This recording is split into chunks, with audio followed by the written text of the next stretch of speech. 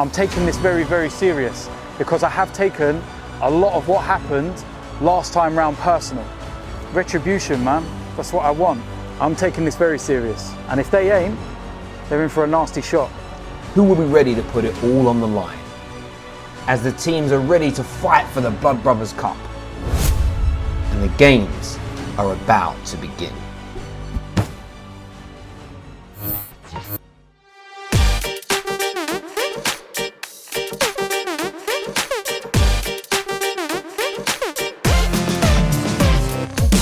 Hello boys and girls, and welcome to my preview of Vitoria against Arsenal, Europa League. And the difference with this one is that it's a Europa League game that's not on a Thursday night. How mad is that? Feels like normal European football. Now of course, yeah, the game is on Wednesday, but it's actually not at night.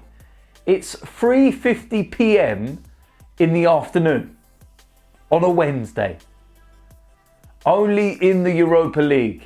And the reason why this game had to be moved was because of a clash, I believe, with Braga and Vitoria, and they didn't want them playing at the same time. You remember last year there was some problems between Arsenal and Chelsea, both being at home on the same weeks and whatnot.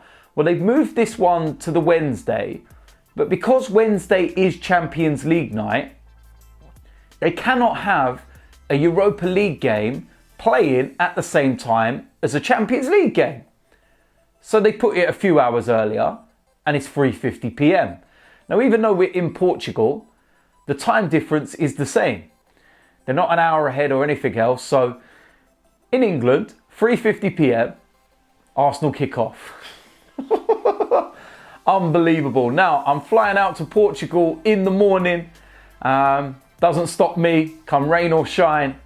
I am there watching Arsenal, and I don't know what to expect from this game, to be honest. I remember doing my preview before the home game against Vitoria, and I was thinking, you know what, they're not a bad side. They were sitting fourth in the Portuguese league.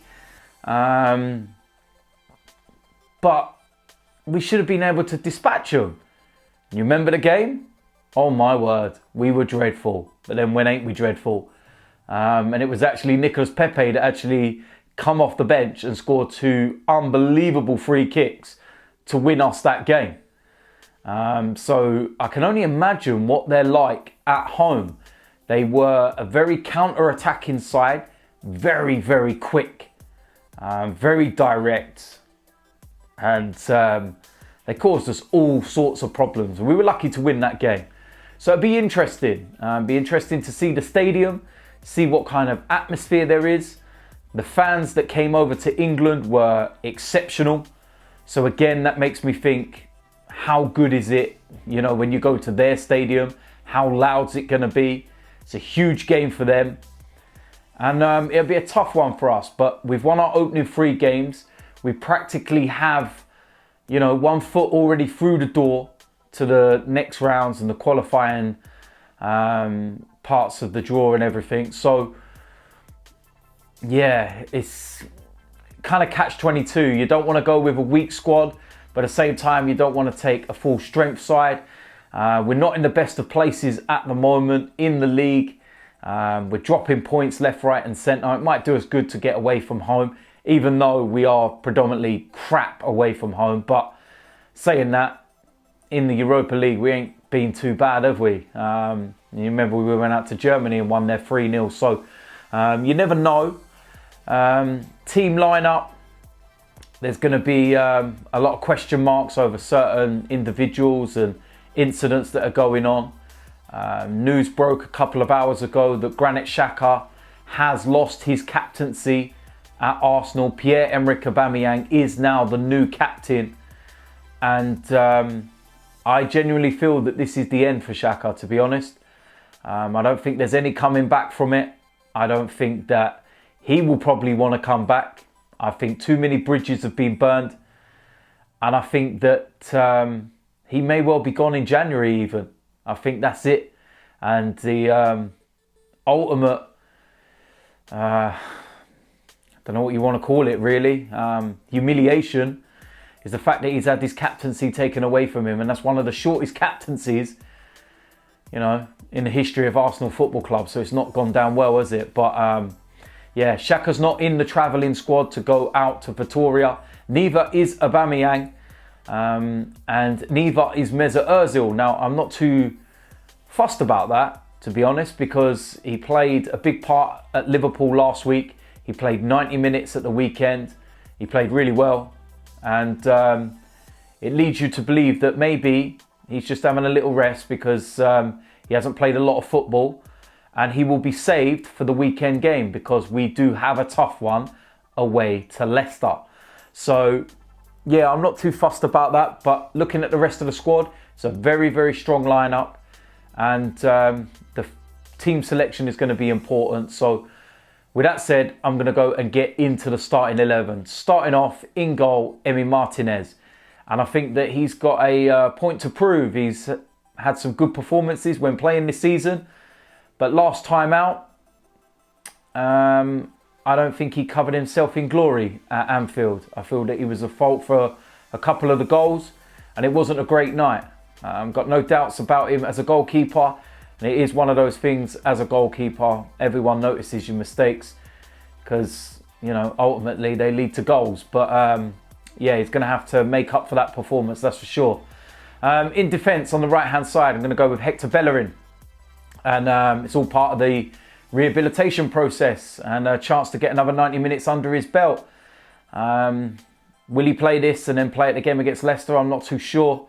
But like I said, it's a good chance to get more minutes for Hector.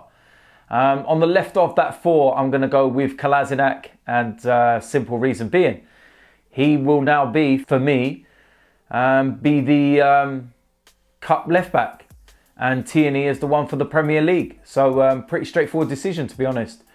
Going to move into centre of defence. First of all, I'm going to go with Rob Holden, and this is another player that needs to go and put right his performance at Anfield last week, because that was dreadful. And there's a lot of us, including myself, that he should be knocking on the door for a first team place, but after that performance, certainly not. But it's an opportunity to, you know, repair that poor game and to show what he's all about. Alongside him, I'm going to go with Mustafi, and I know he scored a goal, own goal, I should say, at Anfield. And I was quite critical of his overall performance, but I don't think he was the worst out of the two with him and Holden. So, yeah, I think he'll be all right. And he's had a decent enough season with the games that he's played anyway. So I'm going to go with Mustafi. Going to move into the midfield area. And again, this is where we've kind of spoiled for choice in some ways. Lucas Torreira, would you put him in there? I think with the Xhaka situation at the moment, you're possibly not going to play him in there, to be honest, because he's going to be playing at the weekend, as long as he plays in that role. He hasn't had a lot of football, though.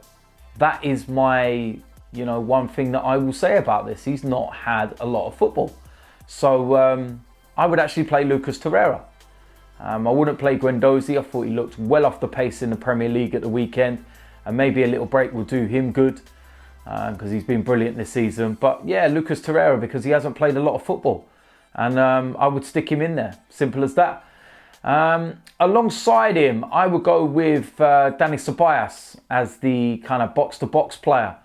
Not in the advanced position of that 10 and whatnot. But Dani Ceballos is going to have to start performing, because it's not really going to plan with him at the moment. And there's a lot of people asking questions. No doubt we can see what he's about and he's got ability, but he needs to start producing. So, yeah, Dani Ceballos next to Torreira.